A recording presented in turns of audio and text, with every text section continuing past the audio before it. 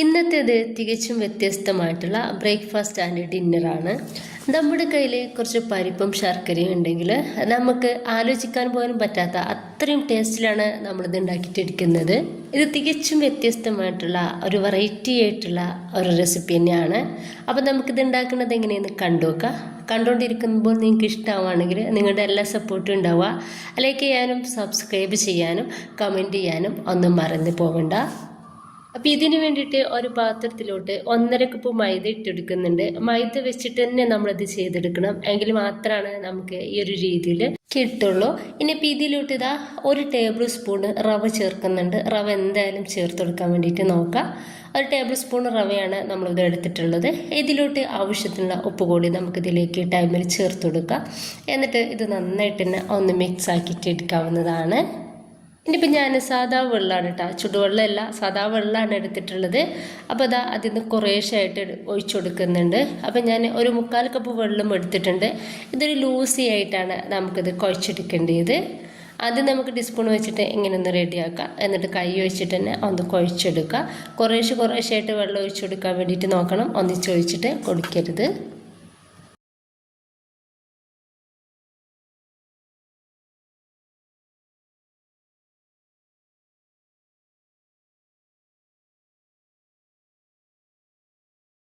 ഇപ്പോൾ അതാ ഈ ഒരു രീതിയിൽ ഒന്ന് കുഴച്ചെടുത്തിട്ടുണ്ട്. അപ്പോൾ ഇങ്ങനെയാണ് നമുക്കിത് വേണ്ടത്. കയ്യിൽ കുറച്ച് ഓയിലോ എന്തെങ്കിലും തേച്ചെടുത്തിട്ട് വേണം ഇനി നമ്മൾ ഒരു 1-2 മിനിറ്റ് ഇതൊന്ന് കുഴച്ചെടുക്കുക. ഇപ്പം ഞാനിത് കുഴച്ചെടുത്തിട്ടുണ്ട്. ഇനി ഞാനിതാ ഇതൊന്ന് മാറ്റി വയ്ക്കുന്നുണ്ട്. ചെറുതായിട്ടൊന്ന് റെസ്റ്റ് ചെയ്യാൻ വെക്കുക. അപ്പം അതിൻ്റെ ഇടയ്ക്ക് നമുക്ക് കുറച്ച് പണിയുണ്ട്. അപ്പം അതുവരെ ഒന്ന് റെസ്റ്റ് ചെയ്യട്ടെ. അപ്പം ഇതിന് വേണ്ടിയിട്ട് ഞാനിതാ ഒരു പാത്രത്തിലോട്ട് 1 കപ്പ് പരിപ്പാണ് കേട്ടോ. സാധാരണ നമ്മൾ പരിപ്പില്ലേ, ആ ഒരു പരിപ്പാണ് എടുത്തിട്ടുള്ളത്. അപ്പോൾ ഈ ഒരു പരിപ്പ് നമുക്ക് നന്നായിട്ടൊന്ന് കഴുകിയിട്ട് കുക്കറിലേക്ക് ഇട്ട് കൊടുക്കുക. ഞാനിപ്പോൾ ഇത് പരിപ്പ് കഴുകിയെടുത്തിട്ടുണ്ട്, കുക്കറിലേക്ക് ഇട്ട് കൊടുക്കുന്നുണ്ട്. ഞാൻ ഒഴിച്ചെടുത്ത വെള്ളം കൂടി പോയിട്ടുണ്ടായിരുന്നു കേട്ടോ. അപ്പോൾ നിങ്ങൾ ശ്രദ്ധിക്കുക, 1.5 കപ്പ് വെള്ളം നമുക്ക് ഒഴിച്ചെടുക്കുക. എന്നിട്ട് മീഡിയം ഫ്ലെയിമിൽ ഇട്ടിട്ട് ഒരു 3 വിസിൽ അടുപ്പിച്ചെടുക്കുക. ഇനിയിപ്പോൾ ഞാനൊരു 3 ക്യൂബ് ശർക്കര എടുത്തിട്ടുണ്ട്. അതിലോട്ട് 1/4 കപ്പ് വെള്ളം ഒഴിച്ചെടുക്കുന്നുണ്ട്. എന്നിട്ട് ഇതൊന്ന് മെൽറ്റ് ചെയ്യാൻ വേണ്ടിയിട്ട് വെക്കുകയാണ്. അതിനിടയ്ക്ക് നമ്മുടെ പരിപ്പ് നന്നായിട്ട് വെന്തിട്ടുണ്ട്. അപ്പോൾ ഞാൻ വെള്ളം ഒഴിച്ചത് കുറച്ചൊന്ന് കൂടി പോയിട്ടുണ്ടായിരുന്നു. അപ്പോൾ നിങ്ങൾ ശ്രദ്ധിക്കുക. ഇത് നമുക്ക് എങ്ങനെയെന്ന് വെച്ചാൽ ഇത് ഈ ഒരു പരിപ്പ് വേവായതിൻ്റെ ശേഷം നമുക്കിത് ചെറിയ ജാറിലിട്ടിട്ട് അരച്ചെടുക്കേണ്ടതാണ് കേട്ടോ. അപ്പോൾ എനിക്കതിൻ്റെ ഒന്നും ആവശ്യം വന്നിട്ടില്ല, അത്രയും വന്നിട്ടുണ്ട്. ഇനിയിപ്പോൾ ഞാനിതാ ഒരു പാനിലോട്ട് ഇത് ഒഴിച്ചെടുക്കുന്നുണ്ട്. അപ്പോൾ ഇങ്ങനെ ചെയ്തെന്ന് വെച്ചിട്ട് കുഴപ്പമൊന്നുമില്ല, പക്ഷേ നമുക്ക് ഈ ഒരു വെള്ളം വറ്റി കിട്ടാൻ വേണ്ടിയിട്ട് ഒരു 5-6 മിനിറ്റ് എടുക്കും കേട്ടോ. അപ്പോൾ അതൊരു ടൈം വേസ്റ്റ് ആവലാണ്.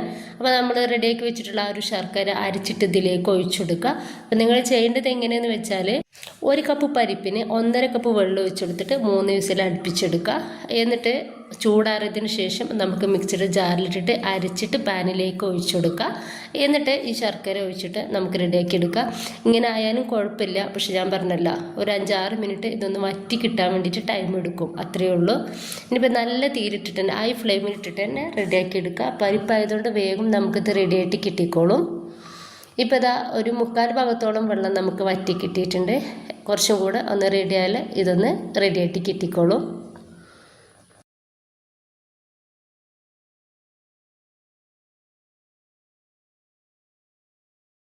അപ്പോൾ ഇതാ നമ്മുടെ പരിപ്പ് നന്നായിട്ട് തന്നെ ഡ്രൈ ആയിട്ടുണ്ട്, വെള്ളമൊക്കെ നന്നായിട്ട് വറ്റി കിട്ടിയിട്ടുണ്ട്. അപ്പോൾ ഇത്രയും ആയി കഴിഞ്ഞാൽ നമുക്ക് ഗ്യാസ് ഒന്ന് ഓഫ് ചെയ്ത് കൊടുക്കാം. എന്നിട്ട് നമുക്കിത് നന്നായിട്ടൊന്ന് എല്ലായിടത്തും ഒന്ന് പരത്തി കൊടുക്കുക. പരത്തി കൊടുക്കുകയെന്ന് വെച്ചാൽ കട്ടില്ലാത്ത രീതിയിൽ ഇതുപോലെ ഒന്ന് പരത്തിയെടുക്കുക. അപ്പോൾ ഇത് പെട്ടെന്ന് ചൂടാറി കിട്ടാൻ വേണ്ടിയിട്ടാണ് നമ്മളിങ്ങനെ ചെയ്യുന്നത്. ഇതാ ഇതുപോലെ ഒന്ന് റെഡിയാക്കി ഞാൻ എടുത്തിട്ടുണ്ട്. നന്നായിട്ട് കട്ടിയില്ലാത്ത രീതിയിൽ പരത്തി എടുത്തിട്ടുണ്ട്.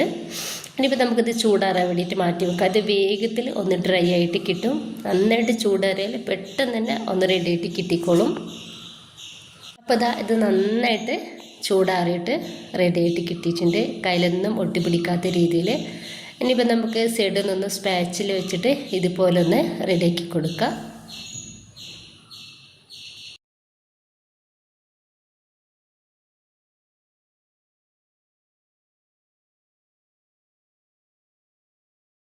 ഇപ്പം നമ്മൾ ചെയ്യേണ്ടത് കയ്യിൽ കുറച്ച് വെള്ളമാക്കി കൊടുക്കുക. എന്നിട്ട് ചെറിയ ചെറിയ ബോൾസുകളാക്കിയിട്ട് ഒന്ന് എടുക്കാവുന്നതാണ്. അതിന് മുഴുവനായിട്ട് തന്നെ ചെറിയ ബോൾസുകളാക്കിയിട്ട് ഒന്ന് റെഡിയാക്കി എടുത്തിട്ടുണ്ട്. ഇതിൻ്റെ ഇടയ്ക്ക് നമ്മുടെ മാവൊക്കെ നന്നായിട്ട് സോഫ്റ്റ് ആയിട്ടുണ്ട് കേട്ടോ. ഇതിങ്ങനെ വലിഞ്ഞു വരുന്ന രീതിയിലാണ് നമുക്കിത് വേണ്ടത്. ഇനിയിപ്പോൾ ഇതുപോലെ ഒരു പ്ലാസ്റ്റിക് കവർ എടുത്തിട്ടുണ്ട്. നമ്മൾ വീട്ടിലൊക്കെ സാധനങ്ങൾ കൊണ്ടുവരില്ലേ, ആ ഒരു കവറിൽ നിന്ന് ഒരു ചെറിയ കഷ്ണം മുറിച്ചെടുത്തിട്ടുള്ളതാണ്. അതിലേക്ക് കുറച്ച് എണ്ണ ഒന്ന് ഇതുപോലെ തേച്ച് കൊടുക്കുക. എന്നിട്ട് നമുക്ക് ഇതിൽ നിന്നും ഒരു ചെറിയ ഉരുള മാവ് എടുക്കാം. എന്നിട്ട് കയ്യിൽ വെച്ചിട്ട് ഇതുപോലെ ഒന്ന് റൗണ്ട് ചെയ്തിട്ട് എടുത്തിട്ട് നമുക്ക് ഈ ഒരു കവറിൻ്റെ നടുവിലേക്കായിട്ട് ഇത് വെച്ച് കൊടുത്തിട്ട് കയ്യിലും കുറച്ച് ഓയിലോ എന്തെങ്കിലും തേച്ച് കൊടുത്തിട്ട് വേണം ഇതുപോലെ പരത്തിയെടുക്കാൻ വേണ്ടിയിട്ട്. ഇത് നമ്മളിങ്ങനെ ജസ്റ്റ് ഒന്ന് നമ്മൾ ഇങ്ങനെ പരത്തിയെടുത്താൽ തന്നെ മതി. ഇത് വേഗത്തിലൊന്ന് റെഡിയായിട്ട് കിട്ടും. അത്രയും സോഫ്റ്റ് ആയിട്ട് ഇരിക്കുന്നത് കൊണ്ടിട്ട് തന്നെ വേഗത്തിൽ നമ്മൾ പരത്തിയെടുക്കാൻ വേണ്ടിയിട്ട് പറ്റും. നമ്മൾ റെഡിയാക്കി വെച്ചിട്ടുള്ള ഒരു പരിപ്പിൻ്റെയും ശർക്കരയുടെയും മിക്സ് നമുക്കിതിൻ്റെ നടുവിലേക്കായിട്ട് വെച്ചെടുത്തിട്ട് ഇതുപോലെ തന്നെ ഒന്ന് ജസ്റ്റ് ഒന്ന് പരത്തി കൊടുക്കുക. എന്നിട്ട് എല്ലാ സൈഡിൽ നിന്നും ഇതുപോലെ ഇങ്ങനെ ഒന്ന് മടക്കി കൊടുക്കുക.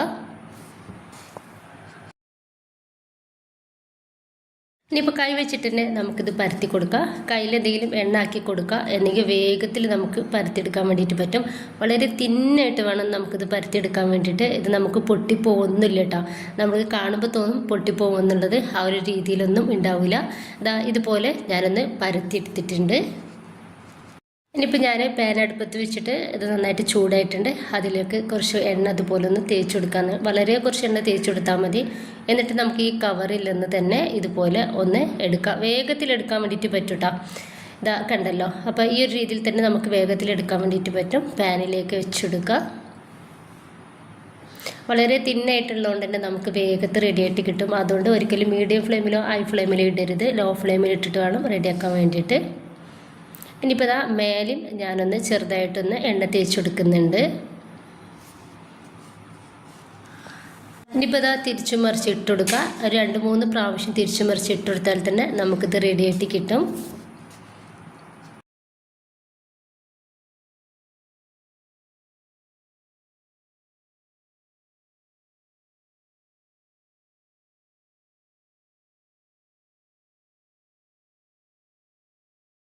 ഇതൊന്ന് റെഡി ആയിട്ടുണ്ട്. നല്ല ഭംഗിയാണ് ഇത് കാണാൻ വേണ്ടിയിട്ട്. അതുപോലെ തന്നെ കഴിക്കാനും ടേസ്റ്റാണ്. ഇതുപോലെ തന്നെ ബാക്കി കൂടി നമുക്ക് ചെയ്തെടുക്കാവുന്നതാണ്.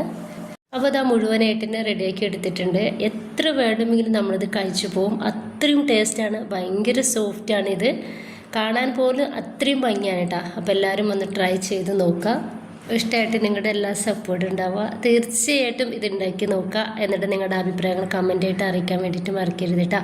ഇൻഷാ അല്ലാ. Okay, by.